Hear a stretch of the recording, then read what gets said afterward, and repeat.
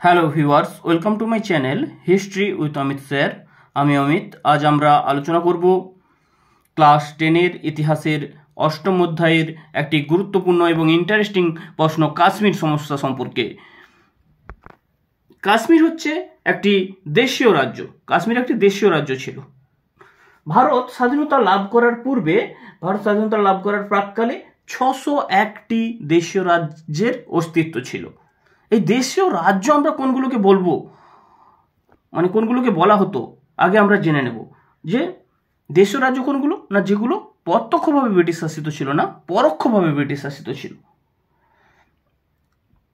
যে রাজ্যগুলো পরোক্ষভাবে ব্রিটিশ শাসিত ছিল, ওই রাজ্যগুলোতে ওখানকার শাসক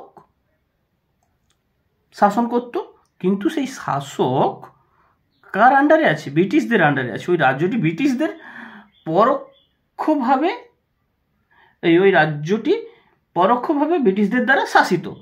ঠিক আছে। ভারত স্বাধীনতা লাভ করার পর ভারত যে সমস্ত সমস্যার সম্মুখীন হয় তার মধ্যে অন্যতম হলো কাশ্মীর সমস্যা। তার মধ্যে অন্যতম হলো কি সমস্যা?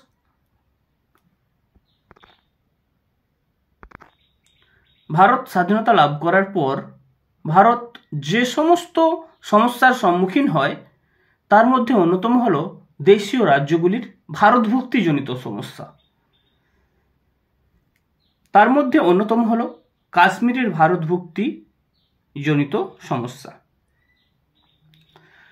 ভারত যখন স্বাধীনতা লাভ করলো, ওই সময় কাশ্মীরের রাজা ছিলেন হরি সিং। তিনি ছিলেন হিন্দু, কিন্তু ওখানকার বেশিরভাগ প্রজা ছিলেন মুসলিম। ব্রিটিশ সরকার বলল কি না, সমস্ত দেশীয় রাজ্যগুলোকে হয় পাকিস্তানের সাথে নয় ভারতের সাথে যোগ দিতে হবে। এই দেশীয় রাজ্যগুলির কোনো স্বাধীন অস্তিত্ব ব্রিটিশরা মেনে নেবে না। কিন্তু হরি সিং চাইল কি না, সে স্বাধীনভাবে থাকতে চাইল। এরকম পরিস্থিতিতে পাকিস্তানের একটা হানাদার বাহিনী কি করলো না, পাকিস্তানের একটা হানাদার বাহিনী কাশ্মীরে প্রবেশ করলো এবং কাশ্মীরে প্রবেশ করে সেখানে ব্যাপক হত্যালীলা, নির্যাতন চালাতে থাকলো। তখন হরি সিং ভারত সরকারের কাছে সাহায্য প্রার্থনা করল যে কাশ্মীরে যেহেতু পাকিস্তানি হানাদার বাহিনী অত্যাচার চালাচ্ছে। তখন হরি সিং কি করল, ভারত সরকারের কাছে সাহায্য চাইল। ভারত সরকার জানালো যে মহারাজা হরি সিং যদি ভারতভুক্তির দলিলে স্বাক্ষর করে তাহলে ভারত কাশ্মীরে সেনা পাঠাবে, নচেত পাঠাবে না। তখন হরি সিং কি করলো না, ভারতভুক্তির দলিলে স্বাক্ষর করলো এবং ভারত কাশ্মীরে সেনা পাঠালো। তাহলে কাশ্মীর ভারতের হয়ে গেল, আমরা দেখতে পাচ্ছি। বলে রাখি, এখানে আমরা নোটস আকারে আলোচনা করব। এক্ষেত্রে তোমরা নোটসও পেয়ে যাবে। নোটস আকারে আলোচনা করার পূর্বে একটু বলে রাখছি। এবার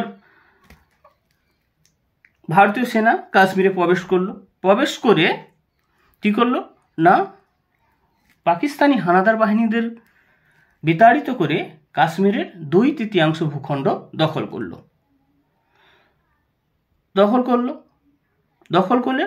করে ওখানে একটা সরকার গঠন করলো। আর পাকিস্তান কি করলো, পাকিস্তান তার যে দখলীকৃত এলাকা, ভারতীয় সেনাবাহিনী যে অংশটা দখল করতে পারেনি, পাকিস্তানের দখলে রয়ে গিয়েছে, সেই এলাকায় কি করলো না, সেই এলাকার নাম দিল আজাদ কাশ্মীর এবং পাকিস্তানও সেই এলাকায় একটা সরকার গঠন করলো। আর পাকিস্তান কি করতে থাকলো না, ওই পাকিস্তানভুক্ত কাশ্মীর থেকে ভারতভুক্ত কাশ্মীরে নানাভাবে আক্রমণ চালাতে থাকলো। এই সমস্যা, এই যে নানাভাবে আক্রমণ চালাতে থাকলো, ভারত জাতিপুঞ্জে কাশ্মীর সমস্যা উত্থাপন করলো, তবু কোনো সমাধান হয়নি। সেই যে কাশ্মীর সমস্যা রয়েই গেছে, জাতিপুঞ্জে কাশ্মীর সমস্যা উত্থাপন করলেও কোনো সমাধান হয়নি, কাশ্মীর সমস্যা রয়েই গেছে। সেই কাশ্মীরকে কেন্দ্র করে বিভিন্ন সময় ভারত পাকিস্তানের মধ্যে আমরা যুদ্ধ দেখতে পাই। আমরা জানি যে কার্গিল যুদ্ধ হয়েছিল 1999 খ্রিস্টাব্দে ভারত পাকিস্তানের মধ্যে। সেই সময় ভারতের প্রধানমন্ত্রী কে ছিলেন? অটল বিহারী বাজপেয়ী ছিলেন। রাষ্ট্রপতি ছিলেন ডক্টর এপিজে আব্দুল কালাম। 1999 খ্রিস্টাব্দে কার্গিল যুদ্ধে ভারতীয় সেনারা পাকিস্তানি সেনাদের হারিয়ে জয়লাভ করেছিল। এই যে কাশ্মীর সমস্যা, এখনো পর্যন্ত কাশ্মীর সমস্যা রয়ে গিয়েছে। এই কাশ্মীর সমস্যার কোনো সমাধান ভবিষ্যতেও সম্ভব কিনা আমরা তা বলতে পারবো না, কিন্তু বলা যায় যে যদি এই কাশ্মীর সমস্যার সমাধান কোনোদিন সম্ভব হয়, তাহলে ভারত ও পাকিস্তান দুটো দেশের মধ্যে আন্তর্জাতিক সম্পর্ক ভালো হবে। যাই হোক, এখানে আমরা মূলত নোটস আকারে আলোচনা করব।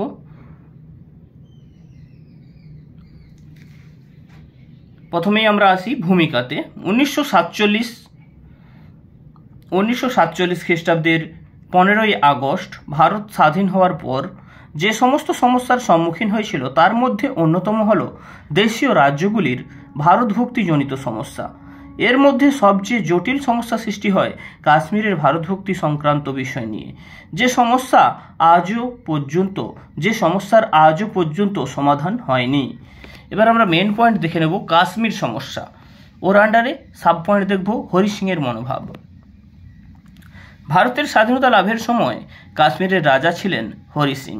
মহারাজা হরি সিং ভারত বা পাকিস্তান কোনো দেশের সাথে যুক্ত হতে রাজি ছিলেন না। তিনি স্বাধীন ও স্বতন্ত্র থাকার সিদ্ধান্তে অনড় থাকেন। 2 নম্বর পয়েন্ট দেখব শেখ আবদুল্লাহর মনোভাব। কাশ্মীরের তৎকালীন প্রধান রাজনৈতিক দল ন্যাশনাল কনফারেন্স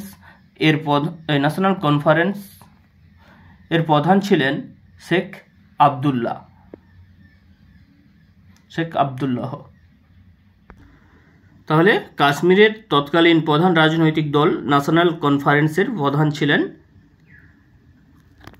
শেখ আবদুল্লাহ। তিনি ভারতে যোগদানের পক্ষে ছিলেন। এবার আমরা পরের পয়েন্ট দেখে নেব। 3 নম্বর পয়েন্ট হানাদার বাহিনীর আক্রমণ। এই অবস্থায় 1947 খ্রিস্টাব্দের 22শে অক্টোবর পাকিস্তানের মদতপুষ্ট হানাদার বাহিনী কাশ্মীরে প্রবেশ করে হত্যা, লুট ও নির্যাতন সহ ব্যাপক হিংসাত্মক কার্যকলাপ শুরু করে। এই অবস্থায় মহারাজা হরি সিং রাজধানী শ্রীনগর থেকে পালিয়ে এসে 24শে অক্টোবর ভারত সরকারের কাছে সামরিক সাহায্য প্রার্থনা করেন। ভারত সরকার জানায় যে হরি সিং যদি ভারতভুক্তির দলিলে স্বাক্ষর করে তবেই ভারত কাশ্মীরে সেনা পাঠাবে। 4 নম্বর পয়েন্ট দেখব ভারতভুক্তির দলিলে স্বাক্ষর। অতঃপর মহারাজা হরি সিং 1947 খ্রিস্টাব্দের 26শে অক্টোবর ভারতভুক্তির দলিলে স্বাক্ষর করলে কাশ্মীরের জনপ্রিয় রাজনৈতিক দল ন্যাশনাল কনফারেন্স তা সমর্থন করে। 5 নম্বর পয়েন্ট দেখে নেব 26শে অক্টোবর এর মধ্যে পাক হানাদার বাহিনী শ্রীনগরের 40 মাইলের মধ্যে এসে পৌঁছায়। 27শে অক্টোবর প্রায় 100টি বিমানে ভারতীয় সেনাবাহিনী কাশ্মীরে অবতরণ করে। এই কাশ্মীরে অবতরণ করে তারা হানাদারদের বিতাড়িত করে কাশ্মীরের 2/3 ভূখণ্ড উদ্ধার করে। 31শে অক্টোবর কাশ্মীরে শেখ আবদুল্লাহর নেতৃত্বে আপৎকালীন শাসন ব্যবস্থা প্রবর্তিত হয়। এর বিরোধিতা করে পাকিস্তান তার দখলীকৃত কাশ্মীরে আজাদ কাশ্মীর নামে একটি সমান্তরাল সরকার প্রতিষ্ঠা করে। এবার পরের পয়েন্ট আমরা দেখব সম্মিলিত জাতিপুঞ্জে কাশ্মীর সমস্যা। লর্ড মাউন্টব্যাটেনের পরামর্শে ভারত 1947 খ্রিস্টাব্দের 31শে ডিসেম্বর জাতিপুঞ্জের নিরাপত্তা পরিষদে কাশ্মীর সমস্যা উত্থাপন করে। দীর্ঘ আলাপ আলোচনার পর 1948 খ্রিস্টাব্দের শেষ দিকে নিরাপত্তা পরিষদ কাশ্মীরে যুদ্ধবিরতি ঘোষণা করে। এবার আমরা মূল্যায়ন দেখব।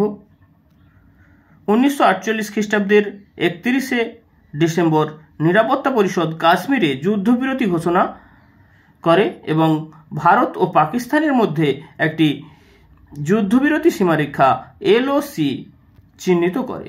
ফলে পাক হানাদার অধিকৃত কাশ্মীর পাকিস্তানের দখলে থেকে যায়। সেই থেকে আজ পর্যন্ত কাশ্মীর সমস্যার কোনো সুষ্ঠু সমাধান হয়নি।